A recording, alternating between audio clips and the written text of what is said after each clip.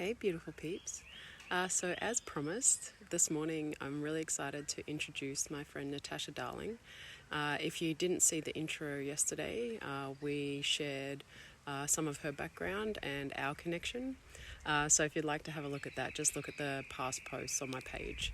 But without further ado, the first question is, so with your vast knowledge of the liquid crystals and your other areas of expertise, how do we work with copper in our daily lives? Thank you so much, Sarah.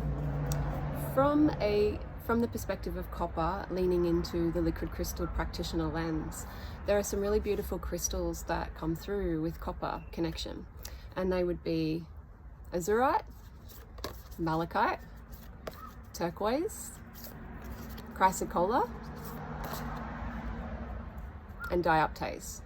And they all have a really unique blue to green color, and depending on how they've formed and where they've been found, that has a lot to do with the oxygen of the earth on the upper levels of the crust or in the deeper parts of the recesses of earth. I would prescribe malachite, for example, as a really important astral body and emotional body clearing remedy. It would naturally help clear out. It's the simple purpose in liquid crystals, based on Justin Moikiha Asar's work. The simple purpose is clearing. So whenever I'm thinking about clearing in terms of malachite, I'm thinking about how the emotional body needs to be cleared of all glamours or compounding manifested realities within the physical experience that allow someone to have a deeper connection to their physical body or embodiment. Copper is also really associated with as an alchemical stone. It's very process oriented. Even to get to the stage where it eventually goes into greens, it has gone through so many different processes that have related to the natural elements that it happens to be surrounded by.